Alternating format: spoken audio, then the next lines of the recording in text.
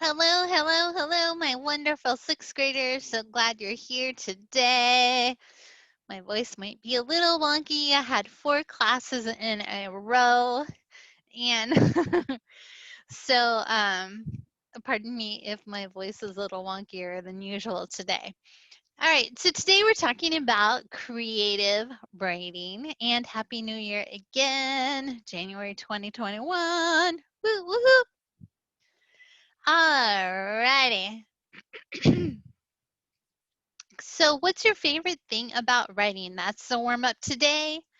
You can go ahead and use your whiteboard tools to write it on the whiteboard. Also, you know that my preferred mode is using that microphone because I want to hear your voice so I can know your voice in your writing. All right, the agenda today is the warm up, whoop, whoop, which we did already. We're going to talk about our expectations, state standards, the we can statement. I just realized I might not have put the we can statement, but we'll add that we can statement in there.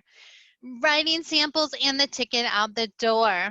So progress reports are due soon, so I need to get a writing sample. So I want you to try your best. We're going to go to breakout room and then we're going to share out. The ticket out the door is sharing out.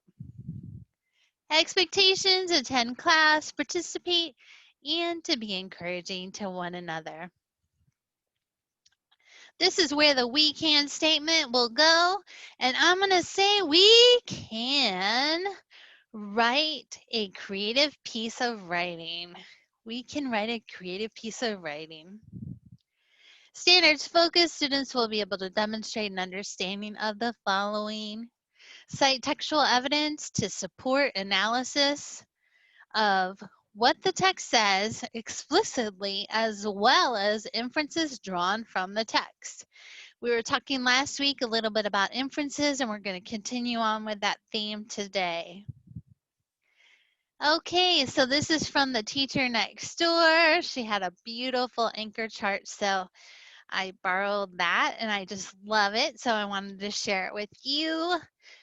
Inference recipe. Inferences are made when you use clues from the text plus your background knowledge to figure something out. So you're making those connections and you're using your prior knowledge and you're adding it to the text. For this assignment, we're going to be making inferences relating to art. All right, so creative writing. Creative writing is an original writing that expresses ideas and thoughts in an original way. Creative writing is fiction because you are using your imagination to tell the story. All right, so I have a couple prompts up there. We're going to go ahead and send you to breakout room. Usually I send my students to breakout room for about 10 to 15 minutes and I'll pop in and ask some questions. Want to try our best on this writing assignment because we're going to be sharing this with family as well as other teachers so that we can learn how we can support you with your writing. There's one of the examples. A cat with a really long tail. How did he get that tail? What do you infer? What about those mice? What's going on there? The tail almost looks like a maze. What do you think? Tell me a story. All right, next we have a wonderful lion. And this one is called A New Leaf by Peter de Silva. De Sève. Circa 2014. He is eating a wonderful salad. And it looks like he has a juice drink there. He's looking out the window, kind of curious. He sees a giraffe and a zebra walking by. What's he doing there? Usually lions are carnivores. Here he is. He is an herbivore. So what's going on there? Tell me his story. All right. Then we have a painting called Downtime, and this is by artist Mark Ulrison, circa 2018.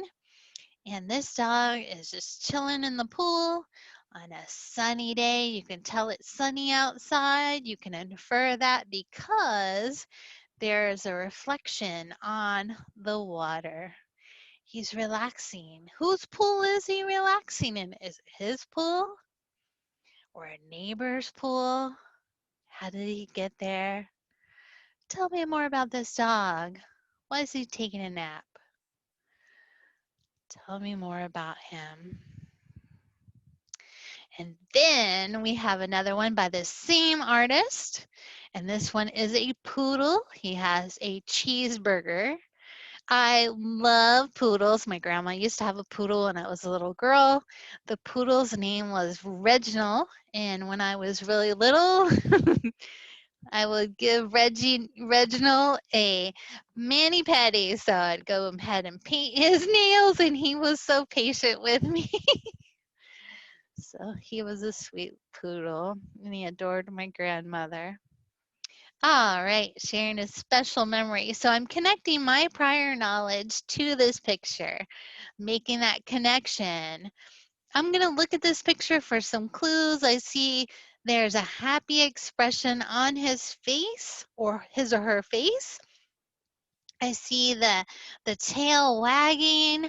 How did he get that cheeseburger? Who's that standing beside him? Are they at a mall, a doctor's office, a fancy apartment? Where are they at?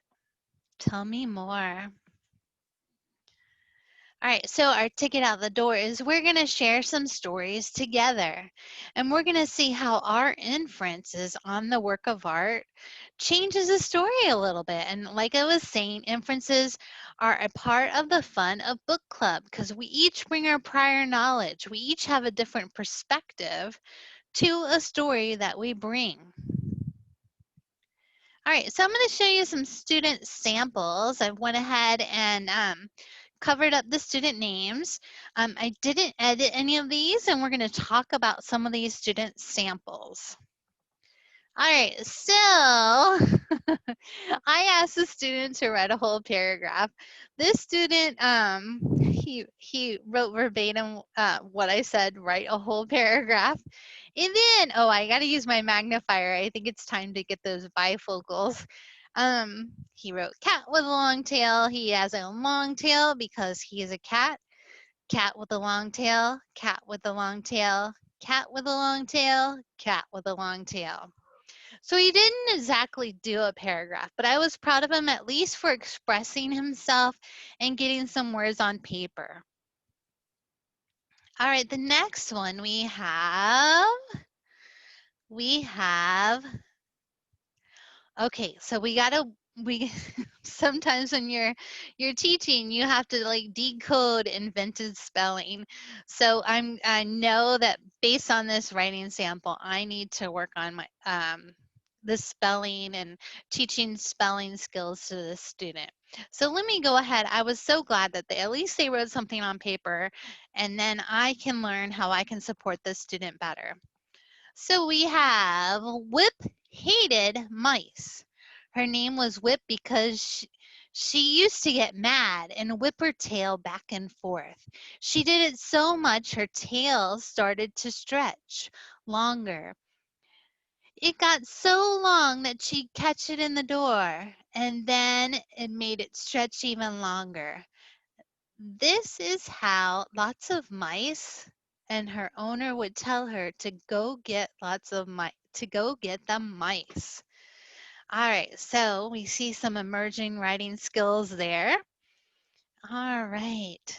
Now we have the lion in the deli eating a wonderful salad. I wonder if there's avocado on that salad. I love avocado on that salad. Ever since we got to California, we love avocados. All right, so the story is as follows. This was a story of a wonderful world called The New Yorker. There are many stories of it, but I like this one. So this student is literally writing about The New Yorker. So I need to prompt this student to go ahead and express more, make more inferences, I'm so glad that we've got something on paper because that's part of the struggle is a lot of our students have these wonderful, wonderful ideas. It's just we got to get you to share it on paper. All right, let's see. The next one says once there was a lion who only ate salad. He gave up eating meat because he became best friends with a zebra. Now they can go to the same restaurants. They like to share hot fudge sundaes. Afterwards, they go to the park and play checkers. Awesome. I love it. It's got that capital letters at the beginning of the sentences. Spelling is good. Punctuation's great. That is a good start. Kudos, kudos. All right, here's the next one. Lions have turned into herbivores after an illness has killed thousands of lions. Oh no, from the bodies of their prey. To not have to this happen, lions have gone vegan as the problem is now going into the herbivores like zebras. All right, so this tells me the student knows about vegan vegan lifestyles. We're really trying to stick to the vegan foods, but during the pandemic, occasionally we'll have like a chicken sandwich or whatever. But it lets me know that the student is aware of the terms herbivores and carnivores, and it's a good start to a good story. All right, this is another student. Boy, getting him to write anything on paper took a while. We've got a good, just a little bit of start. This one, I wanted to show in this example so that we can share the growth of writing over time. So this student says, I like a dog, and then he put a big number and name no. So he named the dog No. All right, so we're going to keep encouraging him with his writing. What I like to do often is give the student prompts and have the student at least tell me the story. Sometimes I'll even type it out for some of my kiddos just so they can see they have awesome ideas and to build that confidence. Right, here's another one of my students. He wrote, this is Dave. He is here, you ask? Let me tell you a story about a dog named Dave and his owner. Dave is going to the beach with his owner. The owner was lazy one day, so he put his dog on a lifesaver so the owner could take a nap. But a rushing sound was happening in the west. It was a huge wave towering the dog and his owner, but neither the owner or the dog could see it. So you see here that the author of this story, he's got his main character Dave the dog, and then he's talking about an owner. He's also building up to a conflict. We see nature, man versus nature. There's going to be some kind of big wave coming at them. We do need to work on the run-on sentences with this student, as well as punctuation. All right, but good foundations for a story. All right, let's look at this one. First, you can see the dog wants the cheeseburger, but the dog was trying. Find it first, then she found it. Then the person got the cheeseburger and the dog got mad. But then she saw another cheeseburger and ate it. All right. All right, so that's an interesting story. It shows a conflict. The one person, the dog thought it was his cheeseburger, and then the owner wanted to get that cheeseburger, but then the resolution was they found another cheeseburger. So we do need to work on those capitalizations, run-on sentences, and punctuation with the student, but at least they're getting their ideas on paper and they're starting to express themselves. All right, let's look at this one. Yes, a poodle. Excited. The poodle wants the burger. The question is, if the burger is healthy, what about the onions? It looks like if Mix dropped the burger. Uh-oh, that's not good. What will she do? Looks like someone lost, took off. So she's basically a stream of consciousness writing here. The poodle's collar with a leash. Did something happen? Will we ever know? I don't know. It looks like the dog already ate a couple of fries. Will she be okay? Well, they're just a couple of fries, so it's fine, right? No? It's fine. Looks like the poodle, the tail knows exactly. Someone better get the poodle. But how? Where is the poodle's leash? The moral of the story is don't take your dog off the leash and if. And then she writes, I'm out of ideas. So we see a stream of consciousness writing, and it's the next step would be to encourage her to break those sentences, to go ahead and form those sentences and to work on the editing process together. Go ahead and make those capitalizations, punctuation. I love that she's giving me an insight into her mind of how she's thinking and making those inferences on about this art. All right, the next one is there was a dog named Emma. She was very obedient and happy. One day she dropped a cheeseburger and Emma started to eat it off the floor. No, no, no, Emma, Liam said. All right, so the owner of the dog is Liam. You better start being obedient or no meals for 3 days. The owner was spraying it with hairspray. Oh my gosh, which all dogs hate. It stopped with its lips covered in sauce. After 3 days, dog Emma started to slowly eat food off the floor. The owner paused and said, You've been a good boy. Have a treat. The dog loved it. That was it. That was it. They slowly started to bond again. The end. So that's quite a story. It gives me a little bit of insight. Um, uh, into the student perspective of what's going on there. So it kind of brings up a little bit more questions. So might want to ask the student, do they have a pet at home? What's going on there? I did ask the student a question about the not eating for 3 days. He said he got it from another story. So he made that connection to another story. So he brought that inference over to this story. And then I, of course, shared we want to feed our pets every day. All right, this is the next one. There was a dog lost in a large city of New York. The dog was well tamed and taken care of. Thus, she was not used to such harsh conditions.